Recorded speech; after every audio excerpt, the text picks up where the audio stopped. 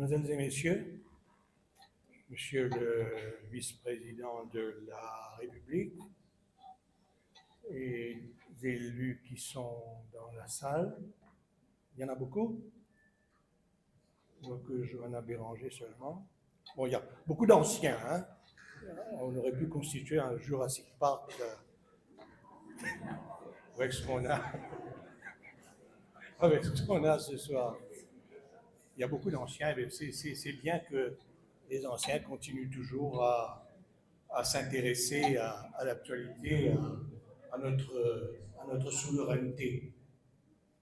Nous avons l'immense plaisir d'accueillir pour cette grande rentrée, entre guillemets, littéraire et culturelle de NSI Park Hotel.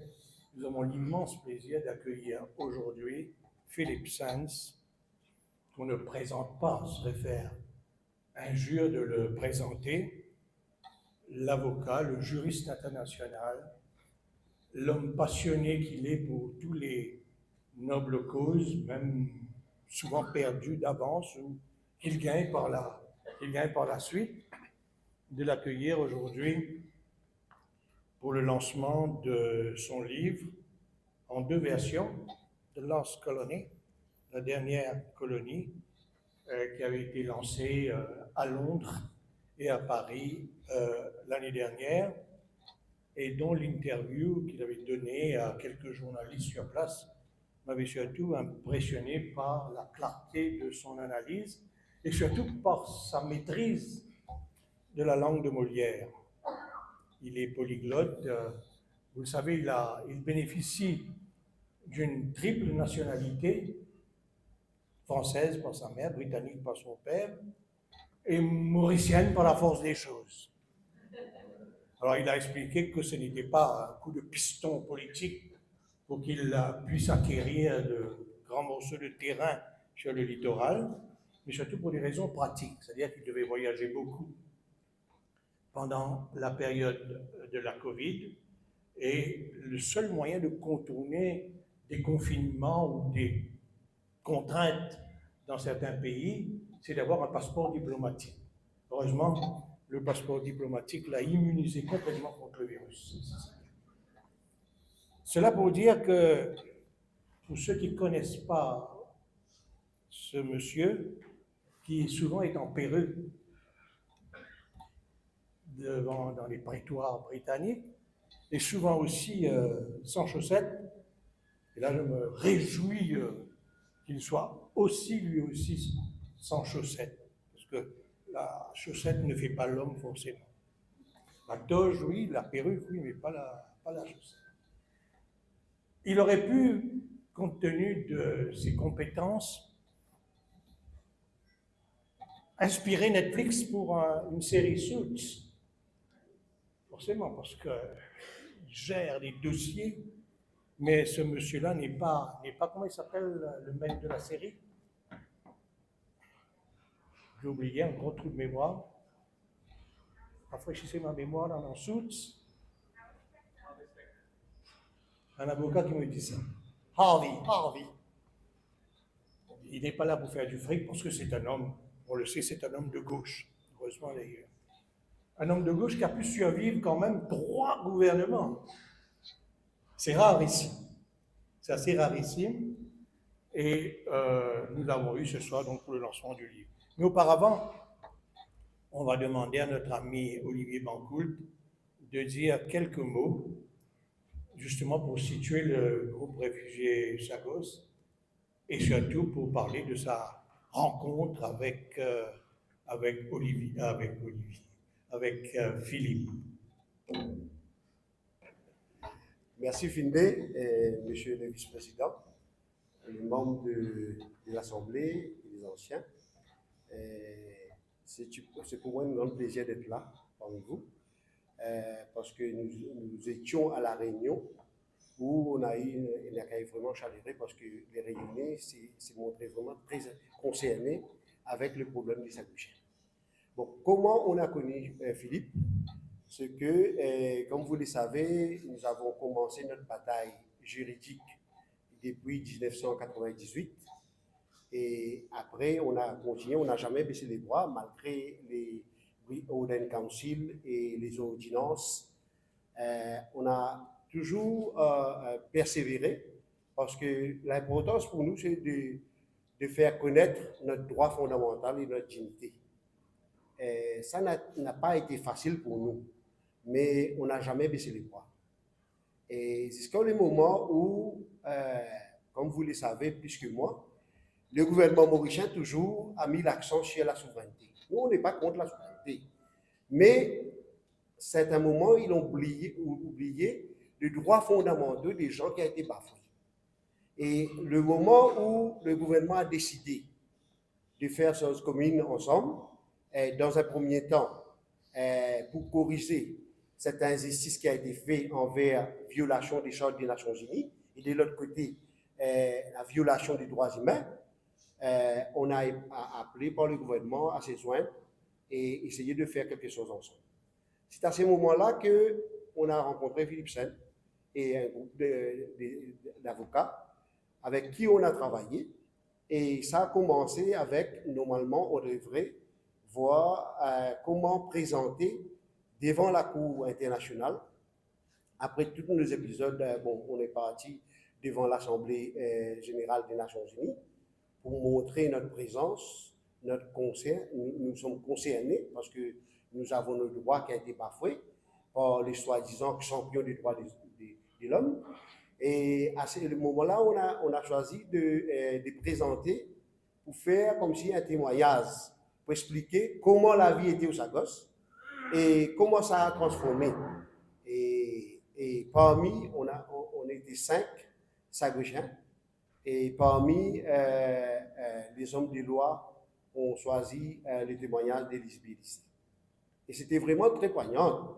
Et quand Élise Bélisée expliquait comment elle vivait au Sagos et comment tout d'un coup a été forcée de quitter sa terre natale et pour venir à Maurice avec toutes des fausses promesses et sans rien réaliser. Et avec ces éléments-là, et dans ce témoignage, Élise Bélisée expliquait comment elle était enceinte de 4 mois, elle a perdu son enfant, elle était vraiment traumatisée. Et avec ça, normalement, comme vous le savez, le monde entier entendit la voix des Sagosiens. Parce que nous-mêmes, en tant qu'individus, on n'a pas le droit d'aller devant la Cour internationale de justice, parce qu'on n'est pas un État. Il faut être soutenu par un État. Et c'est par cette possibilité que Élise a pu expliquer son témoignage et alerter l'opinion internationale. Depuis, nous faisons route ensemble, parce que pour nous, c'est clair et net. Malgré l'île Maurice était sous colonie britannique, les Sagos étaient dépendants de l'île Maurice. Personne ne peut contredire ça. Nous étions, tous nos actes de naissance, on peut les retrouver dans l'état civil mauricien. Et ça date depuis bien longtemps. Alors, notre parcours avec Philippe, c'est vraiment très, très important. Philippe a mis l'accent à être le représentant du gouvernement mauricien, mais il a donné aussi, essayer de voir comment faire pour aider les Sagosiens, parce qu'il condamne pareil comme nous, et il considère que ce qui a été fait envers les Sagosiens, c'est un crime contre l'humanité. Mais c'est par là qu'on a commencé, et avec le livre de Philippe Sen, moi-même j'étais présent au lancement en Écosse et à Londres, et on voit que jour en jour, il y a beaucoup de gens qui s'intéressent à la cause, et allons dire, nous, ce que nous disons toujours, comme parfois, il y a des gens qui disent que nous sommes en train de rêver. Nous ne sommes pas en train de rêver, on va partir sur sa cause bientôt. Merci. Alors, il faut dire que Philippe Sens est venu bouleverser un peu le format habituel de ce genre d'opération de lancement au NSI sous la librairie Petrus Monk, qui organise régulièrement, comme vous le savez vous-même, pratiquement 1 fois, 2 fois par mois, le lancement de livres pour la promotion d'auteurs. C'est évident, ce n'est pas pour la promotion du livre de la dernière colonie que nous soyons là ici ce soir, mais surtout parce que le livre est déjà un best-seller en Europe, depuis qu'il a été lancé l'année dernière, mais surtout pour faire mieux connaissance avec Philippe Sens, qui est une figure emblématique de ce genre de combat. Je crois que alors il a changé le format parce qu'il a insisté pour que ce soit un format question-réponse. Il est plus à l'aise, je suppose. Il me dit que c'est plus excitant de faire ça de cette manière-là que de rester devant un micro et de parler pendant 40, 45 minutes. Mais je crois que pour comprendre l'implication de Philippe Sens dans le dossier Chagos, il faut remonter à 2 précédents ouvrages qu'il a écrits et dont la dernière colonie fait de l'ombre à ces 2 ouvrages, parce que nous ne connaissions pas ces 2 ouvrages. Il s'agit de East-West Street et de Rapline. Alors, East-West Street, c'est extraordinaire, compte tenu de sa pertinence aujourd'hui, parce que ça se passe dans une ville en Ukraine. Donc, alors, en quoi ces 2 livres et les préoccupations que vous exprimez dans ces 2 livres vous ont conduit à, justement, au dossier Chagos? D'abord, bonsoir Frédéric, bonsoir à tout le monde. Je suis ravi et vraiment très honoré d'être ici. Ça fait maintenant 13 ans que je commence à connaître un peu Maurice, que je viens très souvent. J'ai peut-être fait une vingtaine de visites dans cette période et ça me touche vraiment de voir un public comme ça pour ce moment. Je suis très attaché à ce livre. Je suis très attaché au travail que j'ai eu l'honneur de faire pendant 13 ans pour le Maurice, depuis qu'un Premier ministre en avril 2010 m'a téléphoné pour me demander si j'aurais la capacité d'agir pour le Maurice dans une affaire qui concerne les îles Chagos. Bon, pour être très clair et très honnête, comme je dis dans le livre, le Chagos, je ne savais pas ce que c'était. Diego Garcia, je le savais. Diego Garcia, je savais ce que c'était.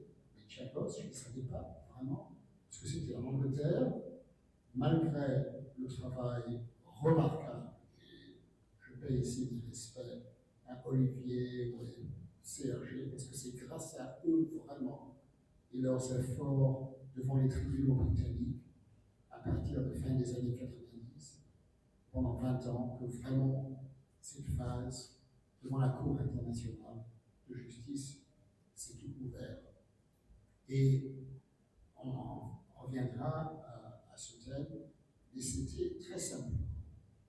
Les documents qui ont été obtenus dans les procès par Olivier, qui ont ouvert la porte à la possibilité, devant la Cour internationale de justice, de démontrer les faits principaux, c'est-à-dire qu'au moment, en automne 1965, que les leaders mauriciens ont rencontré le Premier ministre britannique, Harold Wilson, et ont été présentés avec un moment d'accepter l'indépendance, mais seulement si, préalablement, ils acceptaient la séparation de Chagos, que c'était un moment sous pression.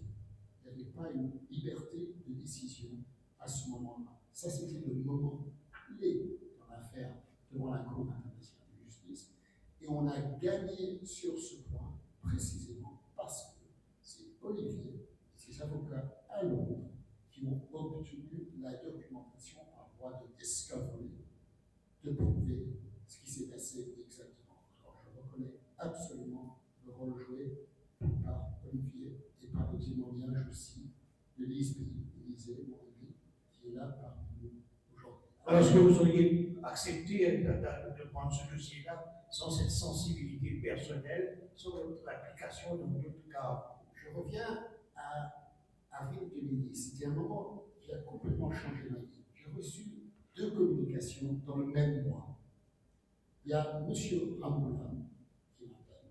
Est-ce que vous êtes prêt? Oui. Mais au même moment exactement, j'ai reçu l'invitation de l'Université de Lviv en Ukraine.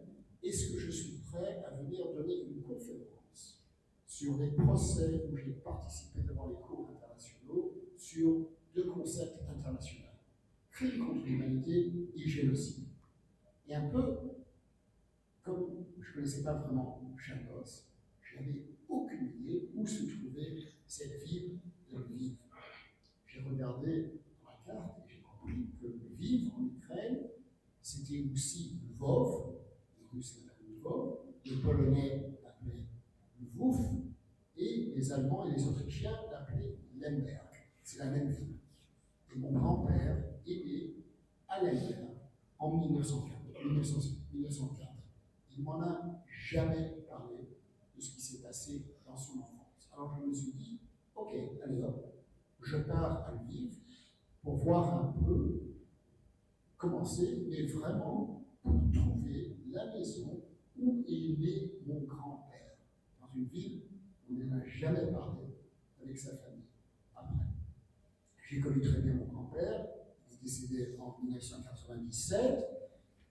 Il nous a beaucoup parlé de ce qui s'est passé après 1945, mais jamais une seule fois de ce qui s'était passé avant 1945. Je pars à Lviv, je donne ma conférence, je prépare une conférence et c'est comme un miracle. Je découvre que les concepts de génocide et crime contre l'humanité ont été inventés par 2 hommes qui étaient étudiants dans cette faculté de droit dans cette ville, et la faculté et la ville ne le savaient pas. Un petit miracle. J'écris mon livre là-dessus, et le livre devient, maintenant traduit en 30 langues, un best-seller, et je comprends par cette voie que si on veut vraiment toucher les grands sujets du droit international, c'est non seulement par la voie des cours des tribunaux et par la politique, mais c'est aussi par la littérature. Et c'est un peu pour ça, et on viendra certainement sur certains thèmes, qu'après février 2019, quand le Maurice a gagné l'affaire devant la Cour internationale de justice, et la Cour a statué, en effet, à l'unanimité, sans opinion dissidente sur le fond, aucune opinion dissidente, que le Chagos appartient aujourd'hui au Maurice et a toujours appartenu au Maurice, parce que ce qui s'est passé en 1965 était manifestement illégal et sans effet. Quand le gouvernement britannique a dit on ne donne pas effet à cette décision, je me suis dit je vais écrire un livre. Parce qu'un livre, c'est un moyen de toucher beaucoup plus de gens. Je disais que vous étiez sensible à cette cause bien avant d'avoir connu les Chagos et bien avant d'avoir rencontré Olivier et sa bande. Racontez-nous l'histoire de votre grand-mère que vous racontez assez souvent dans les livres. C'est pas ma grand-mère, mais c'est des liens. Alors, je suis un grand lecteur de fiction et de non-fiction. Je lis. Et j'ai bien compris. C'est quelque chose que je dis toujours à mes étudiants. Je suis prof à l'Université de Londres. Si vous voulez vraiment devenir un grand avocat, lisez non seulement le droit, mais la littérature. Ouvrez l'imagination et comprenez comment c'est la vie humaine. Parce que c'est seulement par ce voie qu'on peut vraiment devenir un excellent avocat. Alors j'ai beaucoup lu en préparant East West Street, qui s'appelle en langue française Retour à Lemberg. Et j'ai fait beaucoup de recherches sur ma famille. Et une chose que j'ai découvert dans la recherche, c'était qu'il y a un moment. Alors, mon grand-père, qui est né à Lemberg en 1904, a quitté la ville de Lemberg en 1914, en septembre, quand la Russie a occupé la ville, début de la Première Guerre mondiale. Et lui est parti avec sa maman, l'arrière-grand-mère et ses 2 sœurs à Vienne. Il est devenu un Viennois. Et ils sont habités là-bas en 1930.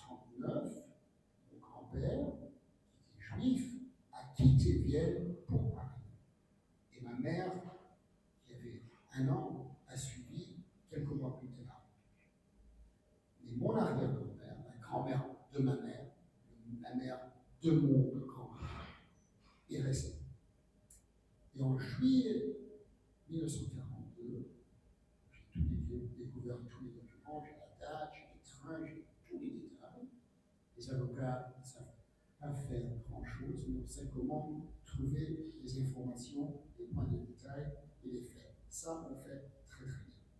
Et j'ai découvert qu'un jour à l'autre, les nazis à Vienne ont ordonné que ma grand-mère devait quitter, en fait, les deux arrières, devait quitter la ville de Vienne dans 24 heures avec une valise.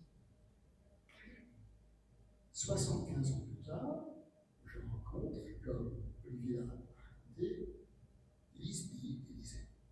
Et qu'est-ce qu'elle me dit? Elle me dit, un jour, le 28 avril 1973, et on fête, je ne sais pas si le mot fêter c'est correct, mais il y aura le 50e anniversaire dans 3 mois de ce moment de la dernière déportation des Chinois britanniques. Qu'est-ce qui s'est passé à Lisby? Aujourd'hui, qu'est-ce qu'elle me dit? Elle me dit, les Anglais sont venus. Elle me dit, c'est la première fois que je rencontre quelqu'un qui est blanc. Et les blancs me disent, demain, vous partez une valise. Et ça, j'avais entendu. Ça m'a fortement touché. Et il y a absolument un point de liaison, de contact entre ces deux histoires. Et j'ai réagi, Olivier en a parlé, Lisby en a aussi parlé. Pour moi, d'être devant Lisby, c'était une personne pour moi emblématique. C'est une personne qui représente la même histoire qui a eu lieu pour les deux arrière-grand-mères et pour des millions de personnes, heureusement avec des conséquences complètement différentes, parce que 3 mois plus tard, les deux arrière-grand-mères ont été exterminées à Treblinka. Heureusement, Lisby, elle est venue ici et elle vit dans une maison absolument sublime, que j'ai visitée plusieurs fois, mais il y a un point de liaison entre ces deux histoires, et c'est à cause de ça que je me suis fortement attaché à cette histoire. Alors, on vous en remercie. Alors, quelle a été votre line of defense, comme on dit, quand vous avez pris le dossier? Quelle langue d'attaque? À part la forte émotion que vous avez ressentie en prenant connaissance de ce dossier-là. La première chose, on prend un peu de distance. On oublie les passions, on est avocat, et je suis avocat pas pour un gouvernement, pas pour un premier ministre, je suis avocat avec mon équipe pour l'État et pour la population mauricienne, la totalité de la population. Au niveau de cette affaire, comme Olivier l'a soulevé, c'est une affaire interétatique. Royaume-Uni, Maurice. Et on agit pour l'État. On est un petit groupe d'avocats externes et internes. Et je veux dire quelque chose, et j'ai déjà dit très ouvertement, je ne vais pas mentionner des noms parce que je ne veux pas embarrasser certaines personnes qui sont dans la salle. Mais jamais dans ma vie, le conseil devant la Cour internationale de justice, qui date maintenant de plus de 30 ans, j'ai rencontré une équipe au niveau du gouvernement, c'est-à-dire les civil servants et les lawyers, qui sont d'une qualité qu'a l'île Maurice. Je ne comprends pas très bien comment ça s'est passé comme ça. Un petit pays en Afrique qui a des gens de la plus grande qualité imaginable. Et c'est grâce à notre travail avec ce groupe, à bord Louis, qui a joué un rôle absolument central, consistant, mais très en amont, qui a à peine changé, qui a joué un rôle très important. Bon, pour question de stratégie, et là, une chose que j'ai adorée, je suis président du English Pen, l'association des écrivains en Angleterre. Je suis absolument partant pour liberté d'expression, y compris des expressions qui disent cette équipe Gibson, c'est des idiots, ils ont dû faire ça, ou ils ont dû faire ça. Et la presse, en l'île Maurice, on exprime toute une voie de perspective. Et on voulait trouver une façon d'aller à la Cour internationale de justice. Et en 2010, il n'y avait pas de voie. Pourquoi? Parce qu'en 2010, on n'imaginait pas la possibilité que ce petit pays, parce que c'est une histoire David et Goliath, l'île Maurice contre le Royaume-Uni et les États-Unis, deux pays membres permanents du Conseil de sécurité, comment est-ce qu'on va obtenir une majorité devant l'Assemblée générale? Impossible d'imaginer quelque chose. Alors on s'est dit, non, ça ne va pas marcher. Et si on perd devant l'Assemblée générale, on ne peut pas retourner pour un. Il ne faut pas perdre, mieux de ne pas essayer la voie d'un avis consultatif. Et il n'y avait pas de possibilité d'aller en contentieux devant le Royaume-Uni, parce qu'en 2004, le Royaume-Uni avait changé son acceptation pour la compétence de la Cour internationale de justice en excluant toute affaire apportée non seulement par un pays membre du Commonwealth, mais aussi par tout pays qui était anciennement membre du Commonwealth. Alors, la seule façon pour aller à la Cour internationale de justice, c'était avis consultatif, c'était pas possible. Alors, on a choisi une autre voie, un peu bizarre, droit de la guerre. Et on a été fortement critiqué pour ça. Fortement. Qu'est-ce qu'il faut, ces gens? Pourquoi? Mais on avait une stratégie. Et la stratégie, c'était de poser deux questions devant la Cour, le tribunal du droit de l'arbitrage. Première question, la création du Marine Protected Area, l'aire de protection maritime, était contraire au droit de Maurice, créé par les Britanniques en de Maurice, parce qu'il n'y avait pas de consultation avec les Maurice. Et deuxième question, et c'était complexe, on savait qu'on avait peu de chance. Deuxième question, visant l'argument que le Royaume-Uni n'avait pas compétence pour déclarer ce Marine Protected Area parce que le Royaume-Uni n'était pas l'État côtier. Maurice était l'État côtier parce que la séparation en 1965 était illégale. Et le problème avec cet argument, c'est qu'on devait convaincre 5 arbitres qu'ils avaient compétence pour siéger sur la question de souveraineté sur Diego Garcia et tous les autres îles. 10 îles par le mer. Sur la première question, on a gagné 5-0. Le Marine Protected Area était manifestement illégal. Deuxième question, on a perdu. Mais seulement tout juste. 3 juges contre 2. Les 3, dans la majorité, ont décidé, comme on craignait, qu'ils n'avaient pas compétence à statuer sur la question de la souveraineté. Qui était l'État souverain? Royaume-Uni ou Maurice? Sur Diego Garcia, Perros Bagnos, Salomon et tous les autres. Et les 3 juges qui ont siégé dans la majorité, l'Anglais, le Sud-Africain et l'Australien. 3 hommes du Commonwealth, c'est pas sans coïncidence, je pense, et 3 hommes blancs aussi, ça c'est un peu controversé, et à mon avis, ça joue un rôle. Pas compétence.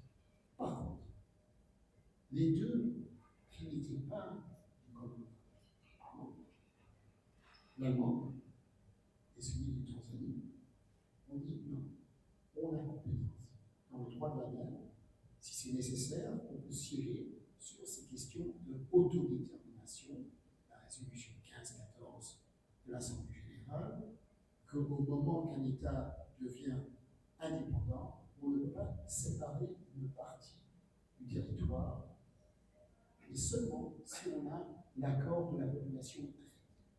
Et nous, normalement, c'était qu'il n'y avait pas d'accord de la population affectée, c'est-à-dire la population de la totalité de l'île Maurice, parce qu'il y avait une pression, j'avais évolué.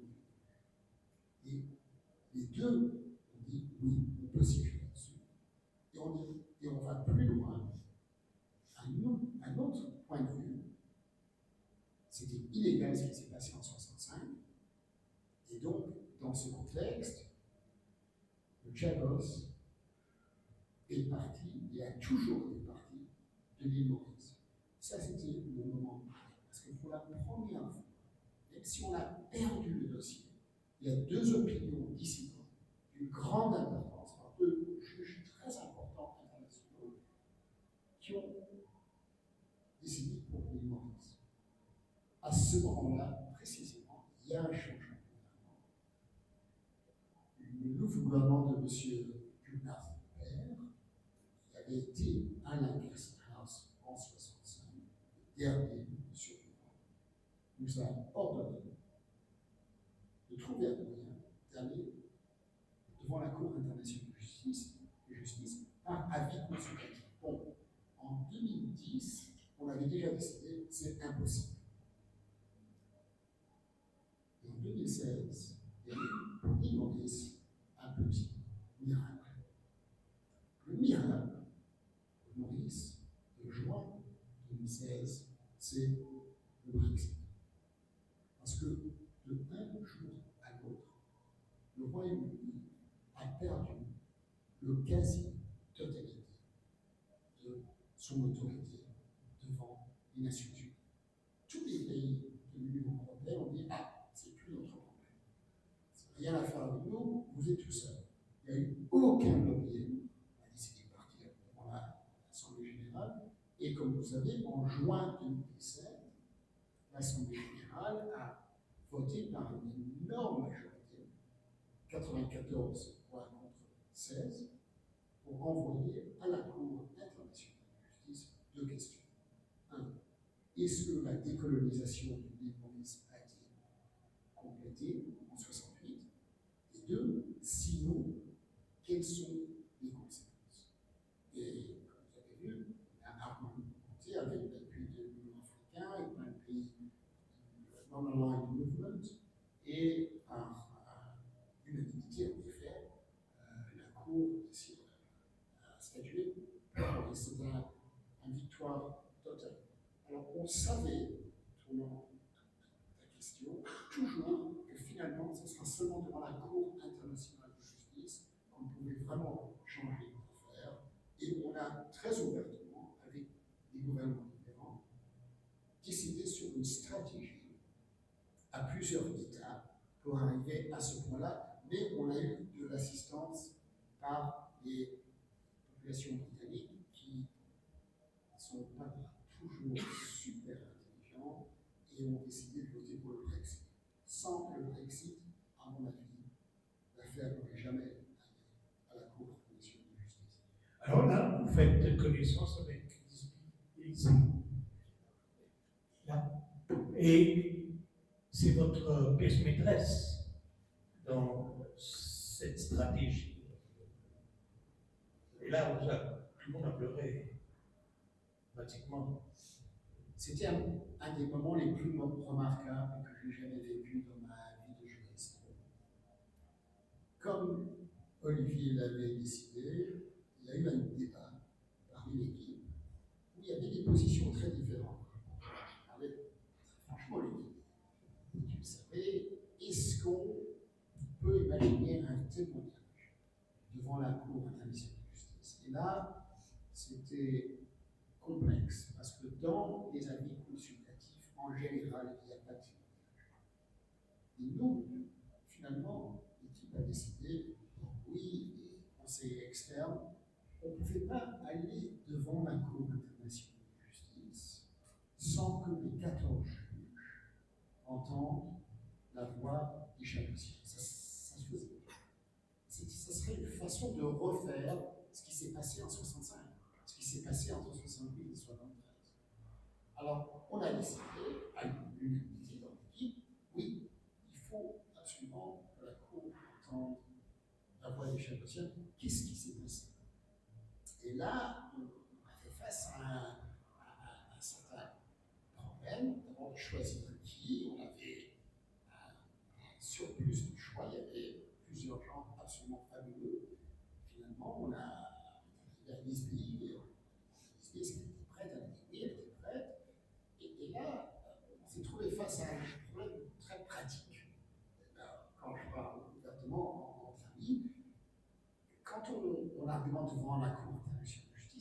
le temps qui est donné par les juges est très limité. On a eu un total de 150 minutes pour argumenter la totalité des faits et le droit.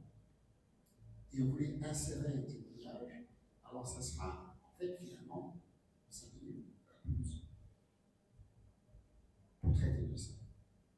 Et le problème qu'on a eu, c'était que notre choix fabuleux, Lisby, n'était peut-être pas facilement capable de lire un texte.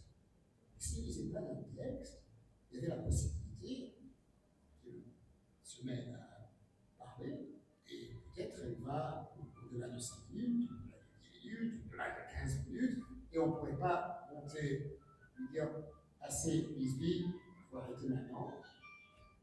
Alors, on a pris notre stratégie.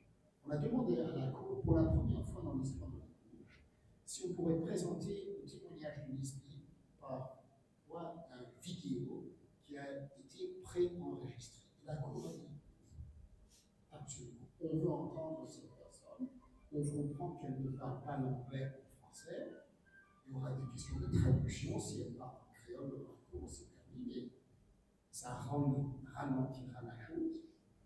Ils ont donné permission et on a préparé un vidéo que vous pouvez voir sur l'internet, partout, le témoignage de 3 minutes et 47 secondes de Lisby. Et je commence le livre avec le témoignage de Lisby parce que pour moi c'était le moment clé dans cette affaire.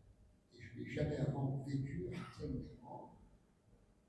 Après le vidéo, Lisby raconte de façon remarquable son histoire.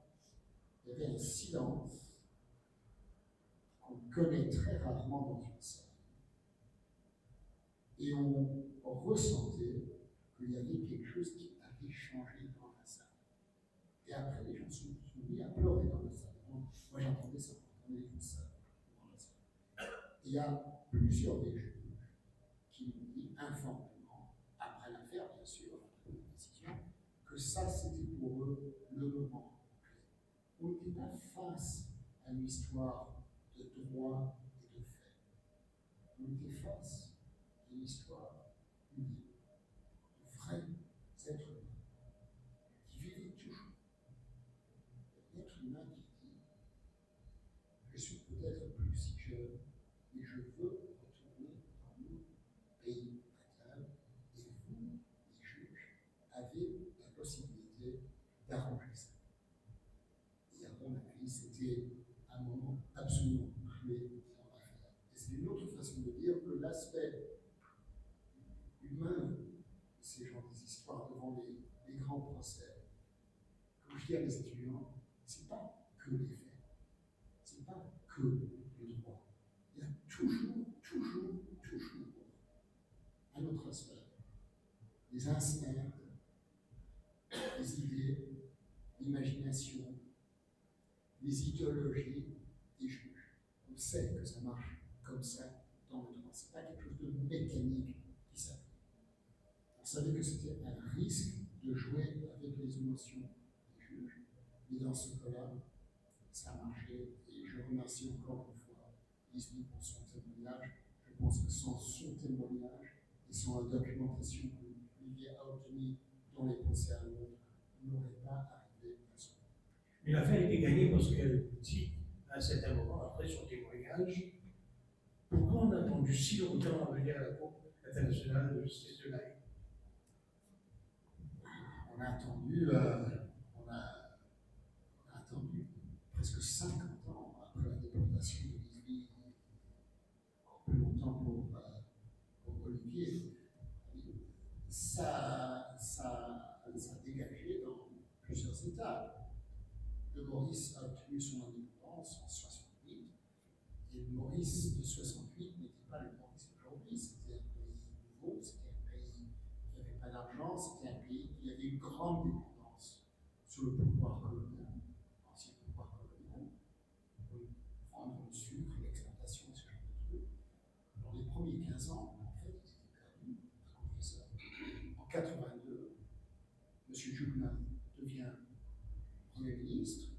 Il connaît très bien ce qui s'est passé à la Lancaster House. Et il donne une conférence aux Nations Unies où il annonce pour la première fois, de prendre une nouvelle direction, de récupérer les Inchapas. Et après, ça prend un peu de temps. En fait, le moment clé a été la décision des Britanniques en 2010, M. Miliband, de créer ces aires protégées qui a eu lieu par coïncidence au même moment d'un événement qui s'appelle Wikileaks, où toute cette documentation de cette organisation ONG est arrivée du ciel. Et parmi des millions de pages de documents, on trouve un document qui dit un des grands avantages de l'aire protégée de l'environnement, c'est que les Chapossiens ne pourraient jamais retourner. Et ça a vraiment eu un très grand effet, je comprends, à l'île Maurice en 2010. Et ça a ouvert la porte. Pourquoi est-ce que M. Miliband a ordonné en 2010 la création du NPA? À cause de ce qui s'est passé le 11 septembre 2001. C'est l'effet des papillons, butterfly wings effect. Pourquoi je dis ça?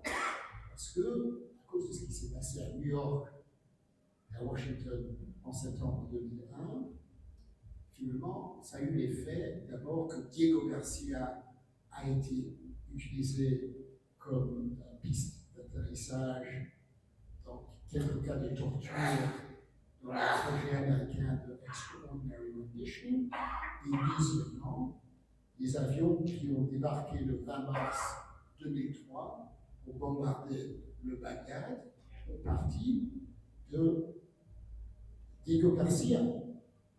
Et donc, la décision de créer cette aire pour la protection de l'environnement était un effet de nettoyage de la réputation britannique. Et c'était un peu pour ça qu'on est arrivé à ouvrir cette affaire. On comprend dans la vie, tout le monde dans cette salle comprend dans la vie ce que je dis, c'est que c'est les accidents, c'est les coïncidences, c'est les conséquences inattendues de certaines décisions qui ouvrent la porte à certaines actions, et ça prend du temps. Alors peut-être ce qui a joué aussi en notre faveur et pour la force de ce dossier, que le problème a été considéré à l'île Maurice comme un problème national et que cela n'a pas relevé de posture partisane. Vous auriez pu être viré après la défaite du Parti travailliste, vous n'avez pas été, et je crois que c'est ça aussi qui a joué en notre faveur. J'ai appris que c'est très important dans toute affaire, et ça comprend aussi une affaire qui touche le Maurice, que un des jobs et rôles du conseil externe, c'est vraiment d'éviter de s'intégrer dans la politique interne. Comme j'ai dit tout au début, j'étais le conseil pour le Maurice, on était le conseil pour la population mauricienne, pas pour un parti politique, tel ou tel Premier ministre ou non. Nous.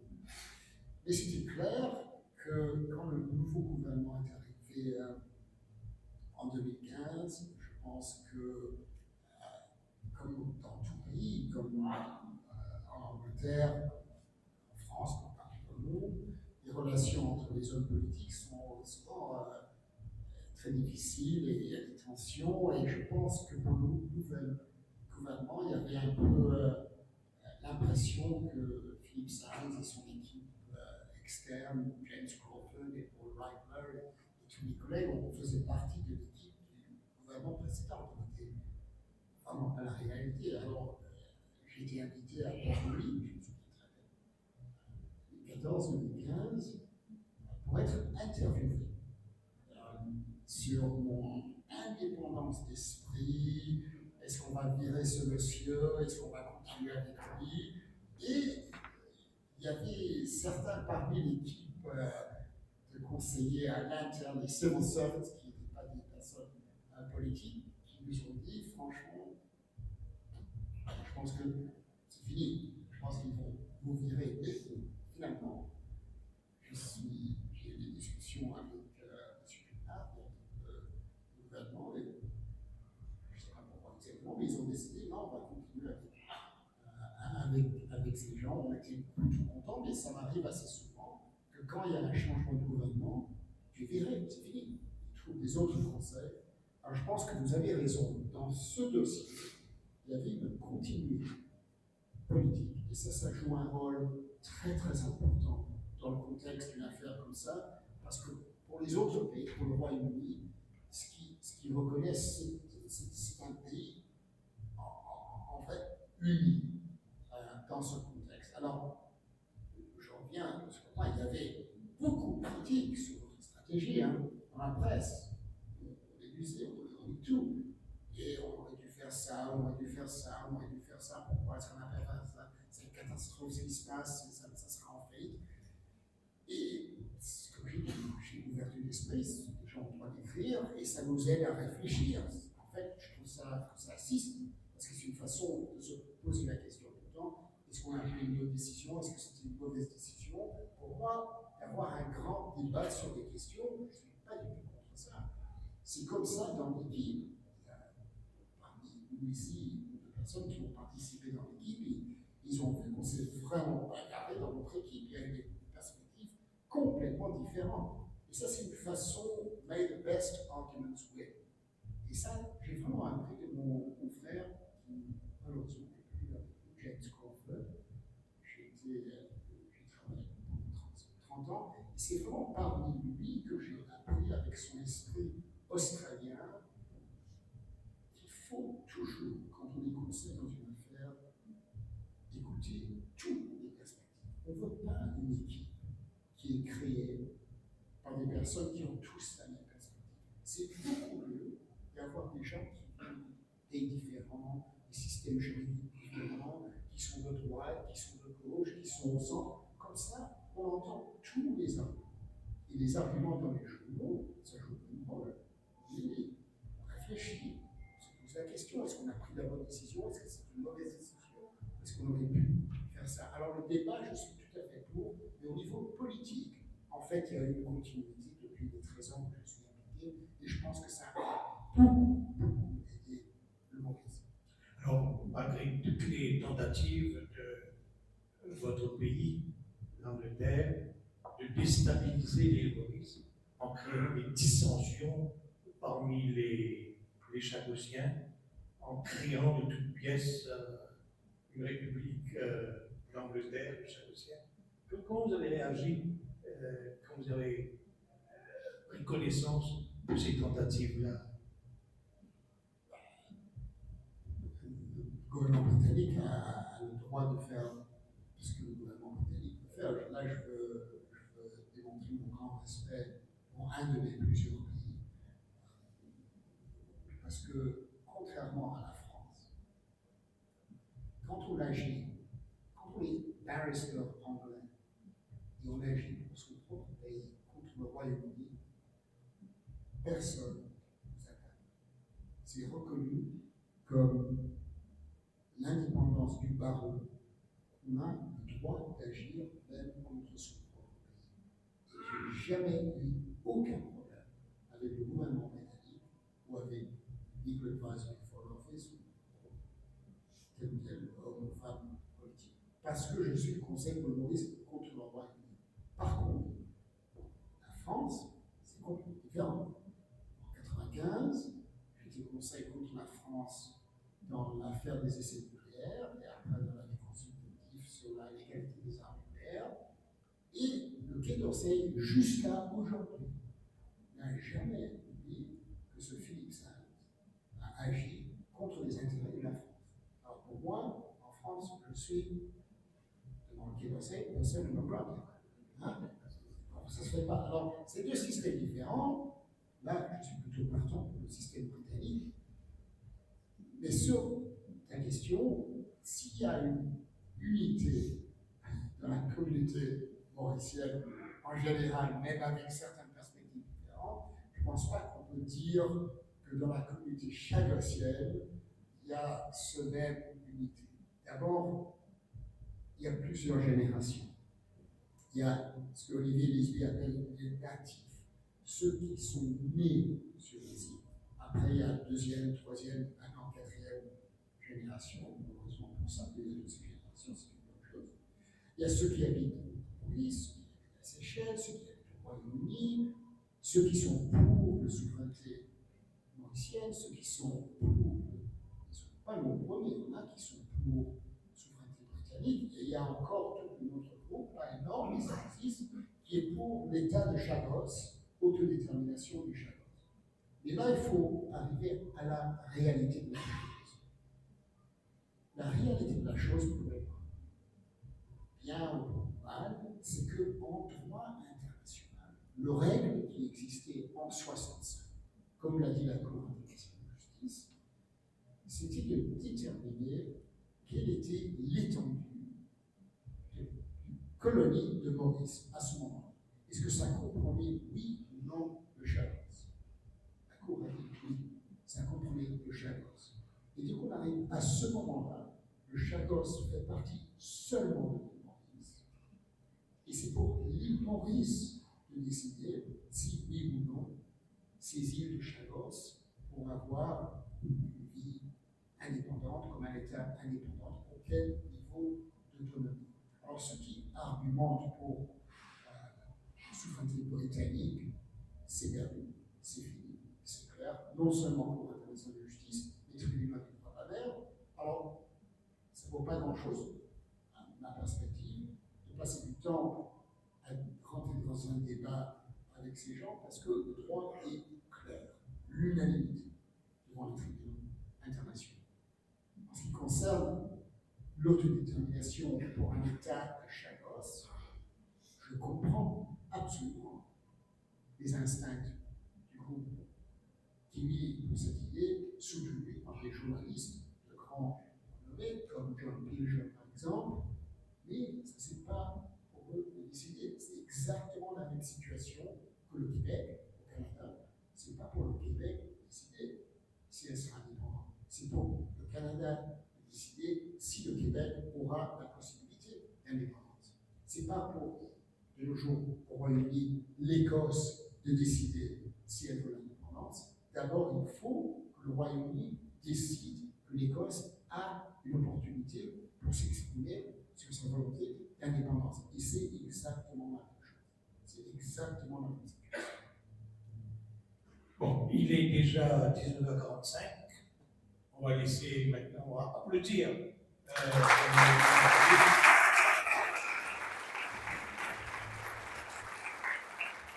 On va inviter la salle à poser des questions. Vous levez le doigt, il y a Mégane qui va vous passer le micro pour toute question que vous voulez poser à Philippe Sands. Vous pouvez en profiter parce que ce n'est pas souvent qu'on a un avocat de cet acabit.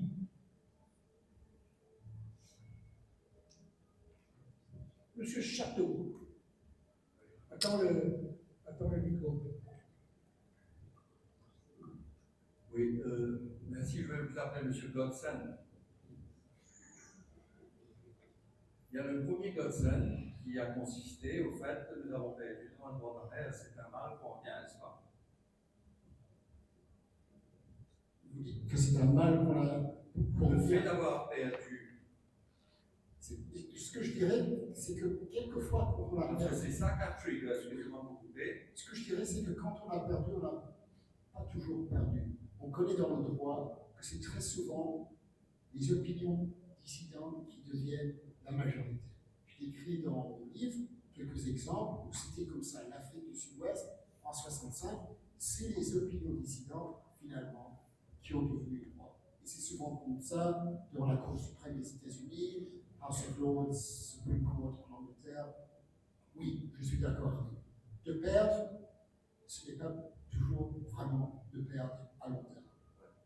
La deuxième et dernière question, vous pouvez nous expliquer cette notion d'avoir vendu en guillemets, parce que je sais qu'il y a deux personnages mauriciens qui sont assez connus sur le sujet, qui ont des points de vue différents. J'aimerais avoir le vôtre. Oui, tout à fait. Alors ça, c'est ce qui s'est passé en Lancaster House. Vous posez la question sur Lancaster House en 65, si j'ai bien compris. Qu'est-ce qui s'est passé? Regardez, c'est toujours possible avec le benefit of hindsight de dire ils n'ont pas dû faire ça ou ils ont dû faire autre chose. J'y étais pas. Et j'ai vraiment du mal, étant franco-britannique, de comprendre qu'est-ce qui s'est passé dans la tête des leaders mauriciens en 65. Et j'ai jamais, et je ne critiquerai jamais, une décision qui a été prise dans une circonstance incroyablement difficile pour une population qui cherche à son indépendance, qui fait face à un Premier ministre, et là c'est vraiment grâce à Olivier qu'on le sait, qui a été préparé de façon suivante. Le jour avant que M. Wilson rencontre M. Ramoulan et l'équipe mauricienne, un papier a été présenté pour M. Wilson, pour sa stratégie avec les Mauriciens. Et le nom du papier, c'est Frighten them with hope. Il faut leur donner le peur, l'espoir qu'ils auront l'indépendance. Et le peur que s'ils n'acceptent pas de séparer Chagos, ils n'auront pas l'indépendance. Et maintenant, grâce à la documentation obtenue par Olivier et son équipe, on a vu exactement comment ça s'est passé. Et avec ces documents, on a la décision de la Cour internationale de justice qui dit clairement, à l'unanimité, il y a eu une pression. It was a situation of duress. Ce n'était pas une expression, décision qui a été prise volontairement. Ils étaient sous pression. Et à mon avis, quand la Cour internationale de justice a statué sur la totalité de ce document et a décidé qu'il y avait une pression, que c'était duress, absolument, s'il y a certains qui veulent exprimer notre opinion, je suis tout à fait ouvert à ça, et je pense que face à la réalité de la documentation que nous avons maintenant, pour moi c'est très difficile, c'est impossible de critiquer ces messieurs qui sont arrivés à Londres en septembre 65 pour tenter d'obtenir l'indépendance de leur pays avec la pression qu'on comprend était absolument énorme. Ça c'est ma perspective. Claude? Nico?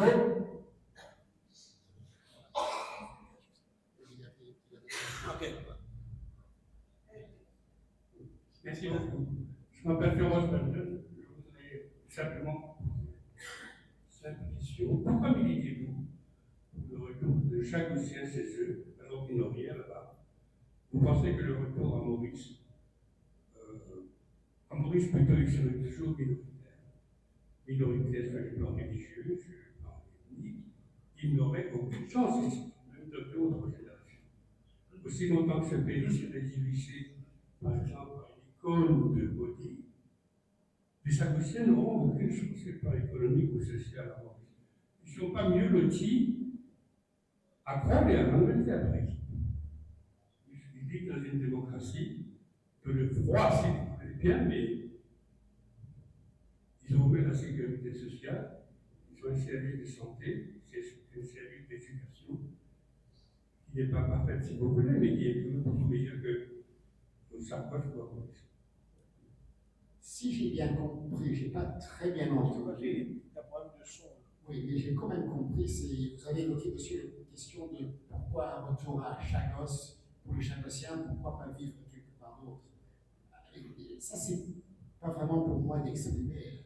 Moi, je suis fortement attaché à l'idée de l'autodétermination, que c'est pour un peuple, une population, des gens, de décider pour eux-mêmes où ils veulent habiter ou non. Ce n'est pas à moi de décider pour eux où ils peuvent habiter, que ce soit en Maurice, aux Seychelles, à Réunion, en Angleterre, en Écosse, je ne sais pas quoi. C'est pour eux de décider.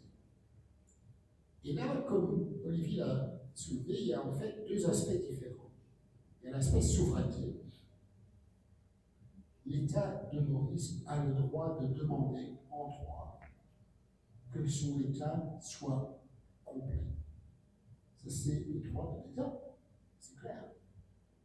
Et une fois que l'État a obtenu cette situation, et espérant qu'on est maintenant dans ces plans, si physiquement et raisonnablement il y a la possibilité de retourner, je pense que la population a la possibilité de dire en fait, non, on ne va pas habiter ici, on va habiter là-bas. Je suis allé maintenant à Chapels. J'y étais, le 25, au mois de février, un moment historique. La première fois depuis que le Maurice obtient son indépendance, que le Maurice organise une visite à une partie de son territoire. C'est quand même assez remarquable que l'État a dû attendre 54 ans pour ce moment, pour visiter son propre territoire. Et encore une fois, il y avait plein de critiques dans les journaux mauriciens sur la question de la visite. Et je ne vais pas dire, encore une fois, je ne suis pas contre la critique, mais je me suis posé la question, qui peut vraiment critiquer l'idée qu'un État va organiser une visite à son propre territoire? C'est la première fois que les chefs nationaux ont retourné chez eux, sans les militaires britanniques. C'est la première fois qu'ils ont mis pied sur leur terre natale et ils ont dit laissez-nous tranquilles, on va aller se balader, on est chez nous ici. Je leur ai dit c'est à vous de décider comment vous voulez passer vos journées ici. C'est pas à nous de dire vous allez passer 2h35 ici, après vous partez sur le bateau. C'est pas passé comme ça.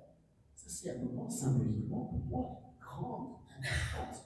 Et ce que je peux vous dire maintenant, quand les Britanniques nous ont dit à la Cour internationale de justice, devant le tribunal du droit de la mer, devant l'arbitrage, un excès, que ce n'est pas habitable, c'est un mensonge.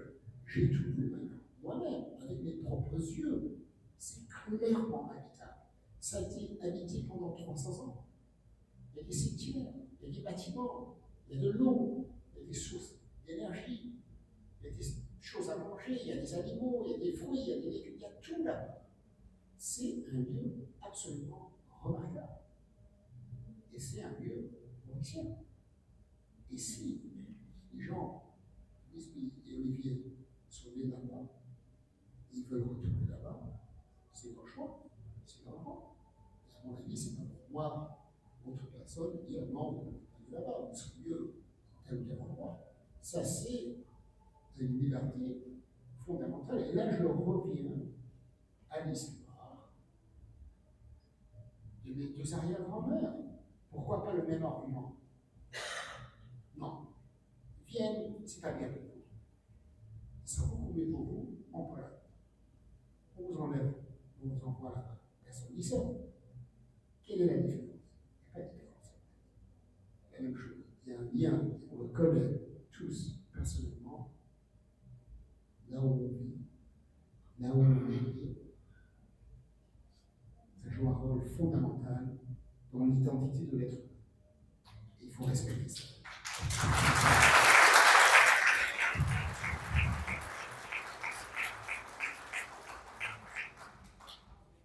Je voudrais d'abord vous remercier pour vos exposés d'une grande clarté sur le plan juridique. J'aimerais néanmoins apporter deux précisions sur le plan historique. Une question a été posée tout à l'heure à l'effet de savoir pourquoi on a attendu si longtemps pour soulever la question. La réponse est assez simple.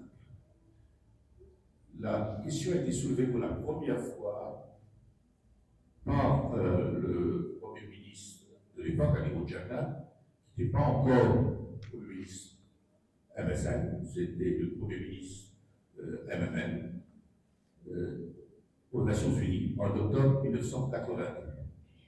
Ce n'était pas une conférence, c'était une déclaration solennelle à l'Assemblée des Nations Unies. De 1968 à 1982, la question n'avait jamais été soulevée par le précédent gouvernement, parce qu'il était évidemment embarrassé. Nous allons venir à cette question tout à l'heure, sur la question de la vente. Il était embarrassé. Ce qui s'est passé, c'est que la question est soulevée pour la première fois au Parlement mauricien en 1981. Amirou Djagna n'est pas encore Premier ministre, il est leader d'opposition. Devant l'Assemblée est présentée une motion du gouvernement travailliste de l'époque pour introduire Tromelin dans la définition du territoire mauricien. Amirou Djagna, leader d'opposition, président du MMR, propose un amendement.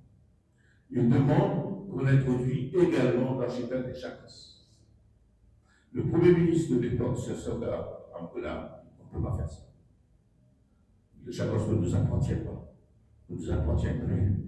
Le ministre des Affaires étrangères de l'époque, c'est Harold déclare, c'est dans l'ensemble, que le Chagos, c'est l'équivalent de l'île de la Réunion pour les Français, un territoire britannique.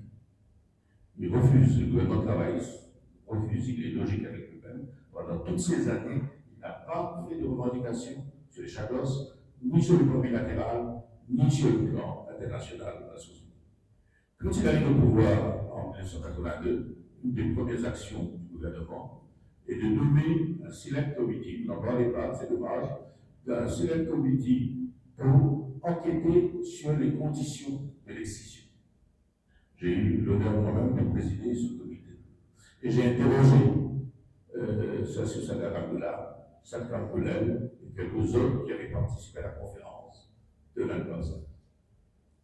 Devant le comité, et c'est là que va intervenir cette idée de vendre. Aujourd'hui, c'est un peu académique d'en discuter, mais sur le plan historique, il est bon de le savoir. Devant le comité, la question est posée au docteur Bacoula, est-ce que cette pression, effectivement, exactement dans les mêmes conditions que vous décrivez sur lui, est-ce qu'il le qualifierait de chantage? Il répond que non. Il le dit, c'est dans les minutes de la conversation entre Wilson et Bacoula. Il dit non, ce n'était pas un chantage. Et quand Wilson soulève la question de Diego Garcia, avec lui pour lui dire que Diego Garcia est nécessaire pour la défense des intérêts de l'Occident, Sakar répond oublions Diego Garcia, il s'est quitté.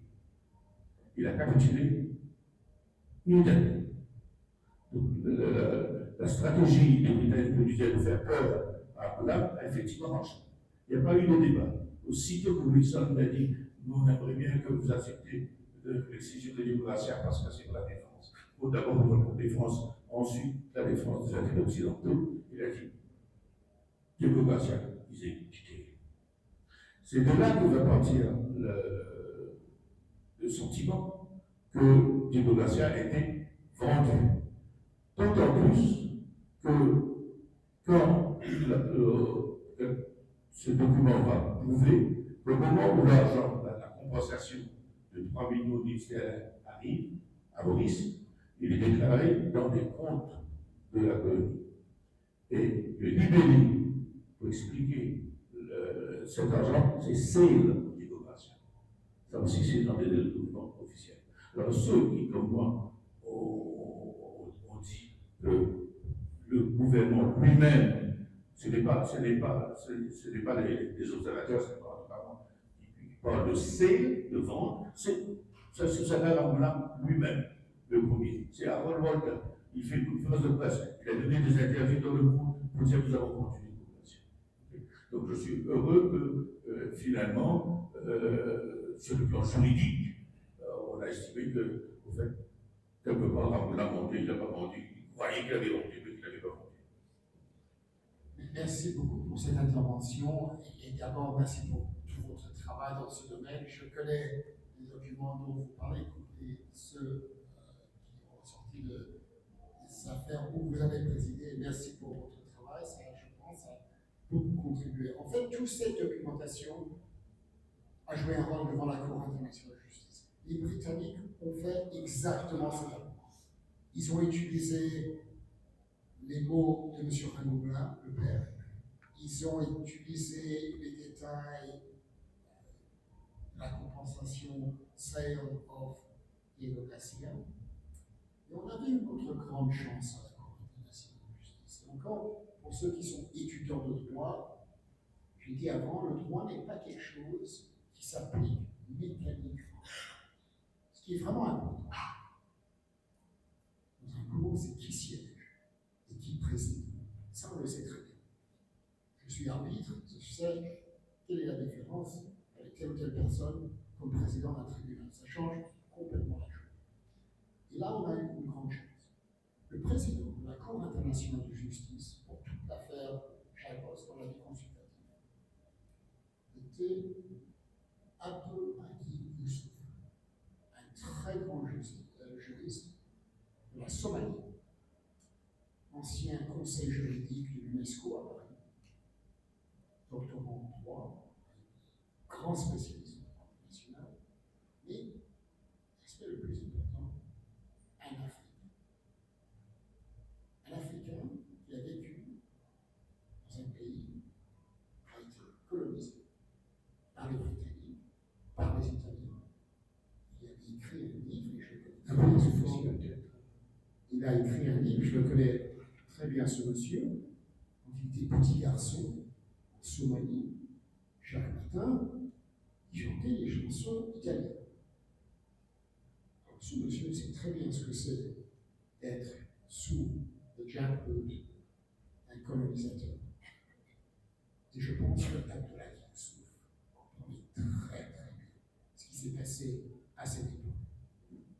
C'est-à-dire, quand un leader arrive à Londres, la plus grande capitale du monde entier, fait face à un premier ministre britannique et rentre dans un accord entre guillemets, c'est logique que ce monsieur n'a pas dire 10 ans plus tard, oui, j'étais sous pression, oui, j'ai fait une erreur. L'être humain doit défendre la position qui a été prise. Et je pense que l'interprétation du juge Youssouf et de tous les juges était que ne dépendait pas sur la forme des mots qui a été mis dans le document ou les paroles des individus. Regardez pas, don't look at form, look at the substance. Et le fond de cette affaire, la Cour a décidé, ils ont pris en compte toute cette documentation et dit qu'il y avait une pression sur cette petite Cour. Et ça, maintenant, c'est clair, c'est décidé par la Cour, et on peut bien avoir des débats, qu'est-ce qu'il y a dit sur Angola, qu'est-ce que le document dit, mais en droit international, et finalement, c'est la seule chose qui compte dans cette affaire, ils ont décidé. C'est chose jugée au niveau de droit international. C'était la pression. It was duress. Et avec ça, on peut continuer à débattre. Est-ce qu'ils ont fait une erreur? Est-ce que je dirais, aucun des 14 juges, même pas le français, même pas les autres qui venaient des pays coloniaux, ont exprimé une interprétation différente. C'était vraiment à l'unanimité. Et je pense que ça s'est dit. On prend deux dernières questions. Marc? Allez, je vais m'exprimer en anglais, s'il vous plaît. We all know that advisory opinions are not binding as a matter of international law, and the UK has to date not given any firm commitment that is going to comply with its international obligations and allow resettlement, without, of course, asking you as legal counsel to disclose your strategy. What practical steps can Mauritius as a state take to indicate its rights and compel the UK to comply with its international obligations? Thank you. Thank you. The question is asked in English, I'll answer it in English. You're absolutely right to a certain extent. An advisory opinion is not binding on the states, but it is binding on the organ that asks the question, and that is the United Nations General Assembly. 3 months after the advisory opinion was given, in May 2019, the General Assembly had a second resolution, 73295, which voted by an even larger majority, 116 in favour, and only 4 countries supported the United Kingdom and the United States. The advisory opinion was accepted, and that it should be applied across the United Nations system, and that no state should recognise any act adopted by the so-called British Indian Ocean Territory, which is an illegal entity under international law, just as South Africa's occupation of Namibia was illegal after 1971. So it has legal effect in the UN system, and we immediately used that as a legal tool. And I described it a little bit in the book to develop a strategy. The first thing was that the United Nations changed its map of the world. If you go onto the UN website and look at UN maps, you will see that Chagos is no longer identified as British territory or disputed territory. It says Chagos, open brackets, MAU, close brackets. That is a direct result. And then we developed a strategy of going to various specialized agencies. We, for example, know that the British are very partial to their stamps. We sort of started with what one might call low-hanging fruit. Stamps were low-hanging fruit. And it was absolutely strategic. We've done it systematically. And we got a resolution from the Universal Postal Union that firstly, the British Indian Ocean Territory could no longer be a member of the Universal Postal Union. And secondly, that any stamp bearing the words British Indian Ocean Territory could no longer be used by any postal service anywhere in the world. To be honest, that really pissed off the British, because there were a lot of troops stationed on Diego Garcia who could no longer easily go to the post office and send letters home. We went to the Food and Agriculture Organization and got the Food and Agriculture Organization to change Britain's status in relation to certain fisheries treaties, so that Britain could no longer claim to be a party to certain conventions as a coastal state in the Indian Ocean, but only as a distant water fishing nation. And that has implications for the quota allocations and so on and so forth. And I'm absolutely clear that it is that strategy which caused the change to happen. On the 3rd of November 2022, the British Foreign Secretary announced in Parliament that negotiations would begin with Mauritius in relation to the exercise of sovereignty over the Chagos archipelago on the basis of international law. I'd say also that the other factor, which was very significant, and it surprises people when I say this, was the war in Ukraine. Why is that relevant? It's relevant because as Britain has gone around the world trying to persuade countries to support Ukraine in its effort to evict Russia from its illegal occupation of Ukraine, particularly in Africa, but not only in Africa. It has been very difficult to persuade African countries that a country that is illegally occupying a part of Africa, which is what the United Kingdom is doing, has any moral standing to address illegal occupations by other countries. And so I think the political realities, coupled with the strategy that Mauritius has adopted of going systematically through various international organizations, is what has produced the change. I would say, Mauritius is not a large country. This is each time a very onerous obligation for country. You need to prepare the documents, you need to do the lobbying, it's immensely time consuming. And so, a very large country would go immediately to 26 specialized agencies and do the things at the same time. For a country like Mauritius, you go step by step and you build a record. And of course, eventually you get to places like the International Civil Aviation Organization, which rules the United Kingdom can no longer control overflights in relation to Diego Garcia, and you get closer and closer to two aspects that begin to affect the operation, for example, of the military base. But Mauritius, across the political spectrum, in my view, took a very wise decision to recognize that the military base stays. Why do I think that's a wise decision? Because it took out of the equation that the judges would face the possibility that they would have to decide on the continuation of the base at Diego Garcia. And our advice as lawyers was that if you ask a group of 40 international judges effectively to close down a military base at Diego Garcia, you were going to increase the burden you were facing very, very dramatically.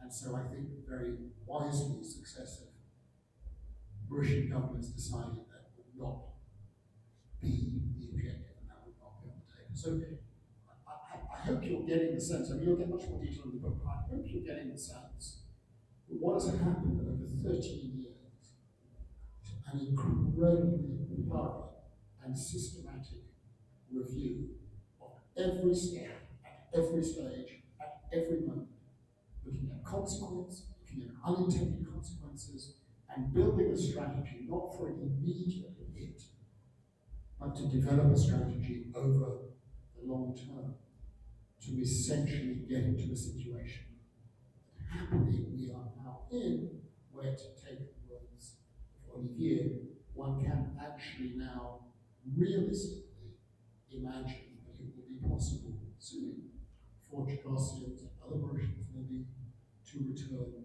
to the Chagos archipelago. His English is very good.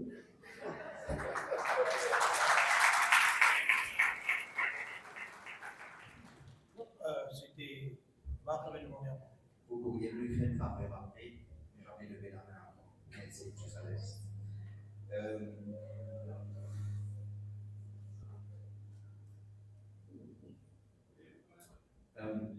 Merci.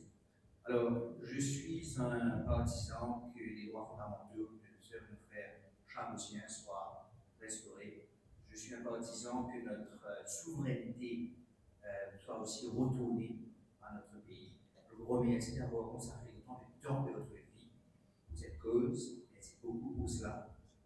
Et j'ai une question à deux volets. La première, c'est que dans un contexte géopolitique tendu dans cette région, pensez-vous que la cohabitation entre les Chagossiens et la base militaire est possible? Et deuxièmement, aux Chagossiens, anticipez-vous qu'il se pourrait que les Chagossiens, après avoir gagné la souveraineté, ne soutiennent pas d'une manière ou d'une autre le retour sur les Chagos pour mener des coopérations? Merci. J'espère que vous allez comprendre, pour des raisons de profession, je ne peux pas rentrer du tout dans ce qui se passe ou pourrait se passer. Alors je parle là purement au titre personnel, dans le contexte de la perspective que j'ai eue avant le changement de la position britannique. Alors, nothing I say should be taken to indicate any view at all on what may happen, what is discussed, or anything. I'm going back to how the situation was before. En ce qui concerne la possibilité de travailler sur base militaire, je pense que ça a toujours été évoqué par les Chagossiens avec qui nous avons travaillé, c'est leur vœu.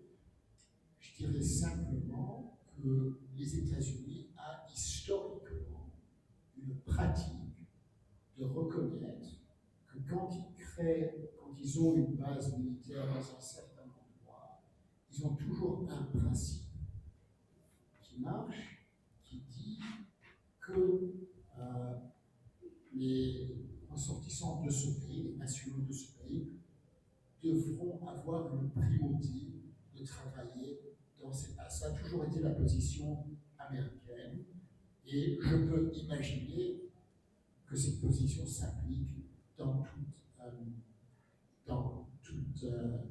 toute situation.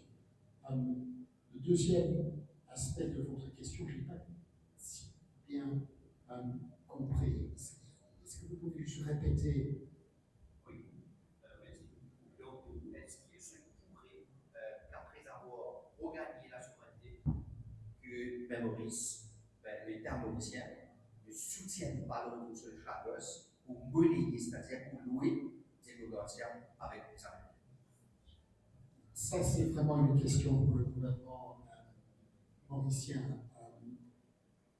Je dirais simplement qu'entre 2010 et 2019, quand on a traité cette affaire, la position de gouvernements successifs de Maurice, très ouvertement et très publiquement, a été de reconnaître le droit de retour et à soutenir le droit de retour et reconnaître le rôle spécial des Chagossiens dans le lien avec le territoire. Et il y a un moment très clé, si vous voulez regarder, et ça a été très ouvert, et c'est dans le procès à la Cour internationale de justice. Le juge italien, Giorgio Gaia, a posé une question à l'État mauricien. Quelles étaient ses intentions vis-à-vis le retour des Chagossiens? Et le gouvernement a répondu, et open court, alors c'est très public, que la position de l'État mauricien était de reconnaître le droit de retour de tout Chagossien de nationalité mauricienne de retourner, et d'autres Chagossiens aussi de retourner s'ils veulent, en accord avec le droit mauricien. Et là, bien sûr, en répondant à la question de la juge, il y aura certainement des questions de droit d'immigration, qui peut venir habiter dans le pays de Maurice, s'il y a par exemple un Seychellois qui est chagossien, est-ce que cette personne pourrait retourner au Chagos, ou un chagossien de troisième génération, et qui a seulement la nationalité britannique, est-ce que cette personne a le droit de retourner? Et la réponse a évoqué, moi je dirais, mon interprétation était une vraie ouverture d'esprit à favoriser cette situation et ce retour. Et bien sûr, il y aura dans toute situation des questions juridiques très précises à régler. Et en répondant à ces questions, ce n'est pas possible, dans les 2 jours qui nous sont donnés, d'imaginer toutes les possibilités. Et donc, je pense que cette réponse devant la Cour est très importante, parce que ça a vraiment assisté la Cour à arriver à une conclusion dans cette décision. C'était important pour la Cour de comprendre, je pense, les juges ils voulaient savoir est-ce qu'il y aura vraiment un retour, et l'État mauricien a dit oui, il y aura un retour. Marc, dernière question, un seul volet.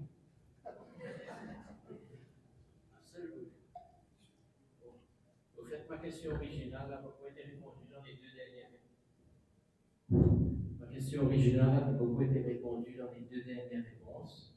Donc, je passe directement à un supplementary question. On a beaucoup parlé de droit international, mais il me semble que la réponse se trouve plutôt in terms of international politics rather than international law. We talked a lot about the UK, but my understanding, you're wrong, is that behind the scenes it's the USA, which really takes the decision because it controls de facto Diego Garcia. I'm not saying de jure. So what do we do without the USA being in the equation? Or do we simply discard the fact that the USA is occupying Diego Garcia and we deal only with the UK? And in the same figure, that's not a second volet. What about this famous rental, which a lot of people people are talking about. The rental of Diego Garcia, which should be paid to us. Call it rental or call it compensation for occupation. That's my question. I hope, Mark, you'll understand I'm not trying to avoid answering questions, but these issues are very live, and I think it would not be appropriate for me to enter into even my own personal views on issues that are, currently having to be addressed. I will say this, however, in relation to a related issue, and how this all pans out, namely the circumstances in which the Chagossian population in its entirety was removed from the territory of the Chagos Archipelago. The important United States non-governmental organization is currently, Human Rights Watch, is currently completing a very significant report on the circumstances of what happened between 1965 and 1973, and addressing the question of whether the continuing refusal of the United Kingdom and the United States to allow Chagossians to return to the Chagos Archipelago can be characterized as a crime against humanity or an expression of apartheid, a discrimination based on race or color. And I think you can expect very shortly a report will be published by Human Rights Watch, which will make very salutary reading for the United Kingdom and the United States in relation to these issues.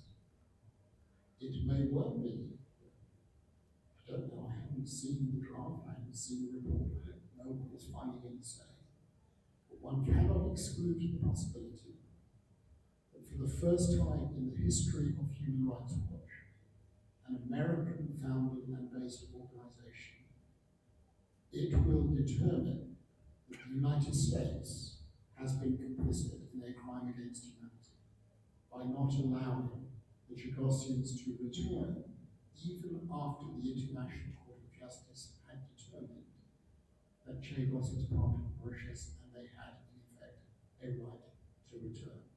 So the stakes right now are very, very high in relation to a number of issues. And I think it's right to end this session by paying testimony to the Chagossian community that has maintained its struggle for 50 years. Absolutely.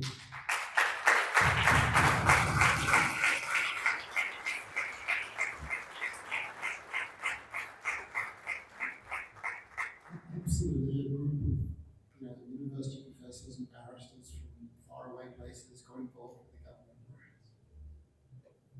But for the efforts of various Chagossian groups, one that I know best is the CRG and Olivier Barcou, who litigated in the English courts for 20 years. Pause for a moment and imagine what it means to litigate. Barcou number 1, Barcou number 2, Barcou number 3, Barcou number 4, Barcou number 5. Okay? Right up to the House of Lords and the Supreme Court. And ultimately, not to gain any traction is a remarkable thing. For many years after I met Olivier Barcou, I had always assumed who is this extraordinary Mauritian lawyer. He's not a lawyer, he's an electrician. And I think that but for this struggle and these cases of his group and also many other groups, we, the lawyers acting in the name of Mauritius, would not have had the basic materials to be able to make the argument we made. And I really want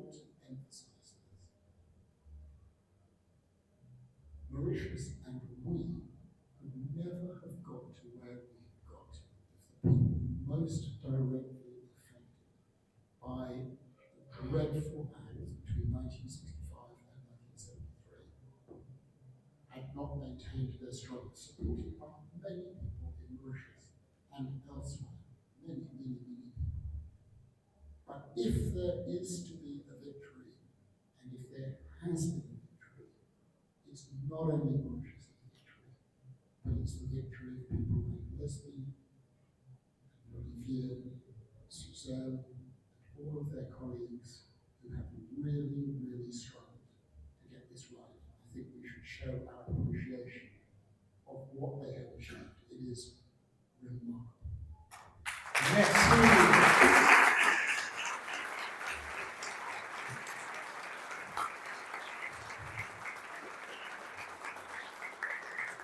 Nous sommes allés à la réunion sur Lancement du livre. Nous remercions encore une fois Philippe Sainz d'avoir accepté notre invitation pour ce lancement et de nous avoir éclairé les différentes étapes de ce combat. Qu'est-ce qu'on peut lui souhaiter? On peut lui souhaiter que des succès, encore une fois, dans les différentes initiatives qu'il va prendre pour mener ce combat jusqu'à son stade final. Merci.